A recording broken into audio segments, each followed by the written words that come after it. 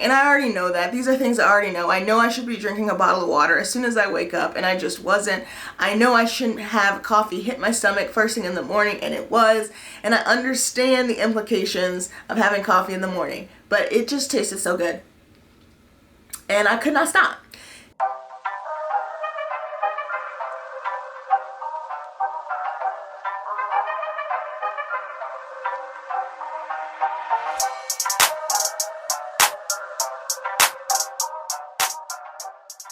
Welcome to my channel, everyone. My name is Desi. You're watching my channel, Desi Ventures. And if you're here from my daily vlogs, welcome. I am so glad you have returned because today we are doing a 7-week reflection. I believe we're on week 7. 7 times 7 is what? 49? Yes, at the end of this week, I will have completed 7 weeks of my first cut. And I decided to do this cut for those of you that are new here because I just felt like I was eating too many calories and I wanted to see a little bit of progress with showing off these juicy muscles up underneath here. I was eating around 2,500 to 3,000 calories per day after I wrote down everything that I was eating, and I actually explained that in my week 2 reflection, which I will tag above my head somewhere around here. So I wrote everything down that I possibly could eat for breakfast, lunch, dinner, and snacks, including drinks that I would have in the evening time. And I realized there was a lot of stuff that I could have cut out in order to reduce my calorie intake. There were just things that were not keeping me satiated that I was including into my diet that I could just cut out. A couple of those things was drinking sodas, having alcoholic beverages in the evening, and what else? I forgot. Yeah, the main things were sodas and alcoholic beverages in the evening. There were even some things in my breakfast, including like adding peanut butter just for flavor, but not really for any other purpose, that I was also cutting out, and just midday snacks, which took a lot of getting used to. Now, I would say I do eat very intuitively. If I'm not hungry, I'm not going to force myself to eat. If I am hungry, I will go ahead and have a snack if it's not mealtime. If it's mealtime, I'm gonna go ahead and make a meal. Now that we're on week 7, I have learned so much more from my week 2 reflection, and I'd love to share some of the supplements that I'm now using to help me with cravings and just some other things that I've learned through this process. So here we go. As far as the scale is concerned, I weighed in yesterday at 191 pounds. I think it was 191.4 pounds. One thing I've learned is that progress is not going to come as fast as you think it is, and then it may speed up when you're not expecting it. Over the first 4 weeks, I would say I had only lost maybe 3 to 4 pounds, and then from week 4 to week 7, I feel like I've just seen a bigger jump in the scale, when in reality, I'm still losing weight at a constant rate. But it is really nice to see those numbers move consistently, like they're not moving back up like they were in my first few weeks. I would toggle around 196 in week 4 and then shoot back up to 197, almost 198, then come back down to 196.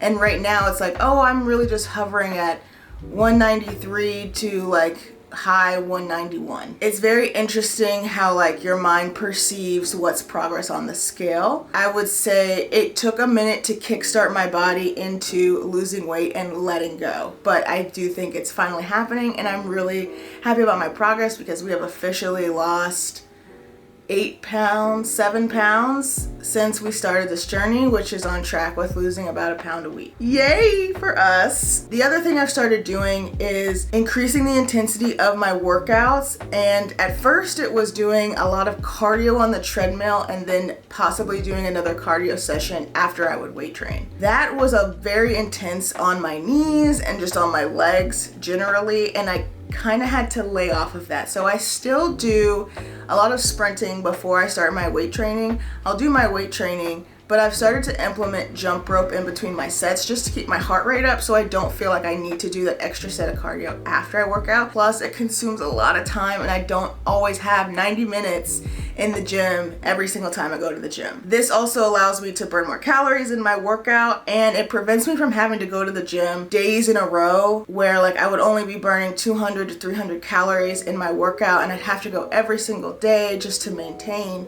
And now I can burn 400 to 500 calories in my workout by just implementing a few jump rope sessions in between my weightlifting sets just to keep my heart rate up. Now, if you haven't already liked and subscribed, here is your little reminder, your annoying little reminder from your annoying little sister, Desi. Please like and subscribe to my channel, and don't forget to hit those post notifications. Another thing I started to implement, which is not really an implementation, it's actually a removal, was drinking coffee. And I mentioned this in a few vlogs this week. I have stopped drinking coffee in the morning, and pretty much in general, like, I'm not averse to coffee. I will still have a coffee if I want a coffee, but I'm not drinking my cold brew coffee or having any types of hot coffee in the morning, especially before a workout. Now, if I'm not working out and I see a Starbucks and it's kind of like a day off, I might go ahead and just get a coffee or a frappuccino or whatever I want to decide to get. That is not a part of my meal plan anymore, and it was religiously. So let me preface that. I drink coffee every single day. It was pretty much the first thing that hit my stomach. I did go down that TikTok rabbit hole where I was seeing where people say you shouldn't drink coffee straight in the morning, and I already know that. These are things I already know. I know I should be drinking a bottle of water as soon as I wake up, and I just wasn't. I know I shouldn't have coffee hit my stomach first thing in the morning, and it was. And I understand the implications of having coffee in the morning, but it just tasted so good, and I could not stop. I stopped drinking coffee in the morning, one, because it was just making my stomach upset when I was at the gym, and not in the upset sense that I need to go to the bathroom, but just like it would make my stomach feel really crampy and uncomfortable. And then two, I felt like I was bloated for the rest of the day because of it. And so I stopped drinking coffee, I stopped feeling bad at the gym, and then I stopped having to drink coffee for the rest of the day, because if I was kind of in a habit mode. If I didn't have it in the morning, I wasn't gonna have it for the rest of the day. So now I'm just not drinking coffee right now. I do substitute with tea. So I love like a peppermint tea with like a black tea. And that actually helps with keeping me satiated and almost like a meal suppressant or hunger suppressant. To me, that's just as good. Again, it's probably the same calorie wise because I do add honey to my tea, but I don't feel that huge spike in like caffeine, even though the tea bags are caffeinated. It's not as harsh on my stomach. Now I can make tea that will make my stomach upset if I just add a bunch of black tea bags into it, because like I'm a 2 to 3 tea type of girl, right? So like I need it to be a strong cup of tea. At that rate, like it's not going to be affecting my stomach for me. I have the same problem with pre-workout. So right now I'm not taking any pre-workouts, and I haven't this entire journey. I really haven't taken that many supplements, and I'm typically a supplement type girly where I want to take the OxyShred, I want to take the newest pre-workout that I can find, I want to take the creatine, I want to make sure I'm drinking the proteins. And sometimes I can go too hard into my supplements and it just bloats me because it's too much for my system. So coffee was doing the same thing that a pre-workout would do, just making my stomach really upset during my workout, and that's not something I needed to focus on. The next thing I want to talk about is getting hungry. So the first month, I would say, I was getting hungry and I was thinking about what I was going to be eating next because I was hungry because I was cutting my calories. I am still experiencing hunger, but it is not as intense as it was the first few weeks of the cut. I have gotten used to eating at certain times. I have gotten used to, having a meal suppressant or hunger suppressant, like a tea, and having that kind of last me throughout my day. My mind is able to focus more on what I'm supposed to be doing during my day rather than when I'm going to be eating next. And I think that just comes with time. So you have to be patient. I know you're hungry. I am still hungry at times, but your focus will shift. Your mindset will shift into, it's not always about what I'm gonna eat next. It's about my work. It's about the hobbies I'm doing. It's about cleaning the house. I know it's very distracting. Mine was extremely distracting. I'd just be like, tapping, just tapping. When can I eat? How much can I eat? That's not gonna be enough. And I would just like do this whole cycle in my head of like, okay, well, I had 500 calories already. I only have 500 left. That kind of calms. There's a storm at the beginning because you're really changing it up for your body, but trust the process. Those hunger indicators will start to shift focus. They're still gonna be there in the background, and you should definitely feed yourself if you're getting like hunger pains and you just need to eat. Like you don't want to starve yourself. But you do tend to realize when your body is just used to snacking and it's a hunger type of indicator of like, hey, I want a snack to get me through, versus, hey, we have to eat in order to sustain life. When you have that kind of hunger pain, you need to go ahead and eat. So I will say throughout the journey, I'm very happy to see that shift in mindset for myself and see that those like hunger indicators are calming themselves and aligning to this new type of eating that we're doing. Now, in my first reflection, I do talk about taking measurements, and I definitely suggest taking measurements just in case you're not seeing the progress on the scale that you think you should be seeing, and that can be a huge mental block, and it was for me the first few weeks, and I'm really glad that I did take a first set of measurements, because taking measurements is always my backup validation plan that what I'm doing is working, and sometimes you need that on a journey like this. It doesn't mean you're insecure, and it doesn't mean that what you're doing is not working. Sometimes you just need to feel validated that all of your hard work is worth it. And you feel the same exact way at work. You don't just do a job for someone else or some other company without feeling validated. You should do the same for yourself, absolutely for yourself, and ensure that you feel validated. Measurements was a way for me to do that, especially measurements around my waist and my hips. I wasn't too concerned about measurements on my thighs or my arms, but I did go ahead and take like full body measurements at the beginning. And when I do feel like taking an incremental set of measurements throughout my journey, I go ahead and do that just to see another type of progress that's not scale or weight related. As far as mood is concerned, I will say I'm just more exhausted.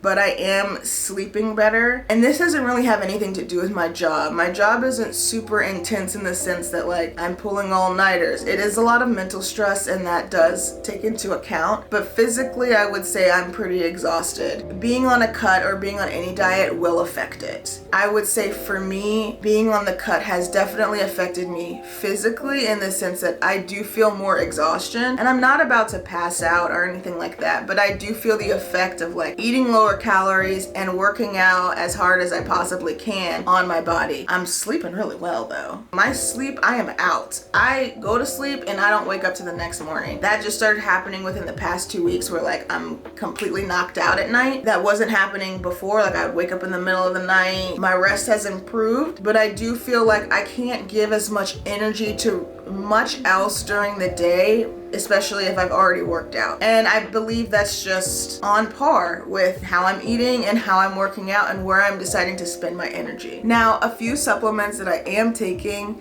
I started introducing the Weil supplement, which I talked about in a previous vlog where, oh, that's my dog.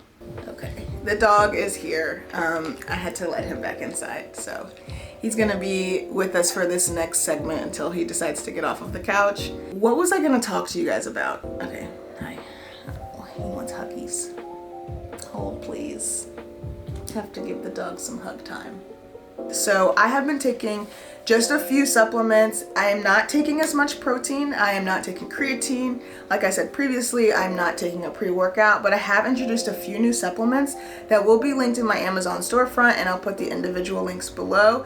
So if you're interested, definitely check those out. Also, if you buy with my Amazon links, it helps me out, helps me support this channel. So the first supplement I want to talk about, which I have talked about in a previous vlog, is the Weil supplements. These supplements are so good as far as meal suppressant is concerned. The taste is like, it's very subpar. Like I said in my previous vlog, it does not disintegrate very well, it does not mix in very well, and it does not taste very good. Definitely helps with the hunger indicator to your stomach, and in my opinion, it feels like there is like food expanding in my stomach. Like I feel very full. I don't even think about food. That's how full I am after I drink this tea meal suppressant. So it does come in a powder form, and it is a chai tea tasting supplement. I just chug it, or I'll put it in with other chai tea and try and mix it in as best as possible. But at the end of the day, I'm really just gonna be chugging it because it just doesn't mesh well. Like it just doesn't disintegrate well in the water. Other supplements that I'm taking that I'm a huge fan of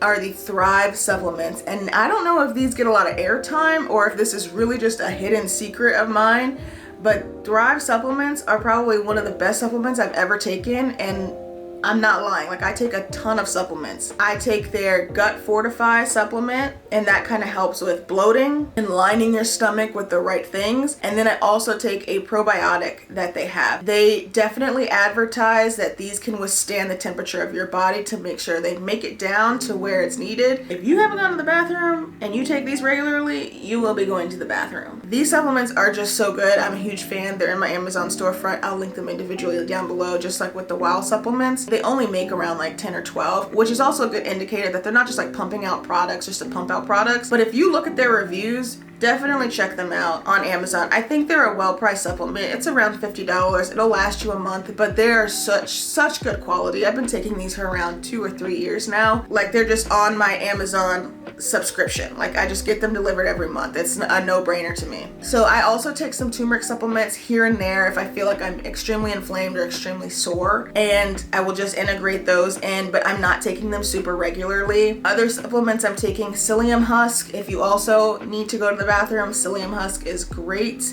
I found the actual like husk form that you can take, so I will also link that down below. But in all honesty, it's really just the Weil and the Thrive supplements that I'm taking daily. Other than that, I'm not taking too many other supplements. I will have a protein shake here and there, but that's really just for calorie count in my meals and making sure I stay full.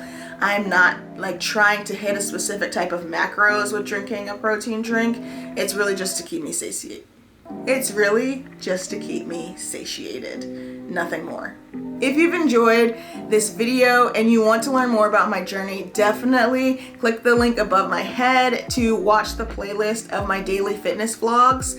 And if you haven't liked and subscribed already, here's another friendly reminder from your annoying little sister, Desi, that you need to like and subscribe to my channel. If you're really enjoying the content, if you find it funny, if you find it entertaining, definitely let me know in the comments below what your favorite part of this video was. I hope you have enjoyed this video. I will catch you guys in my next one.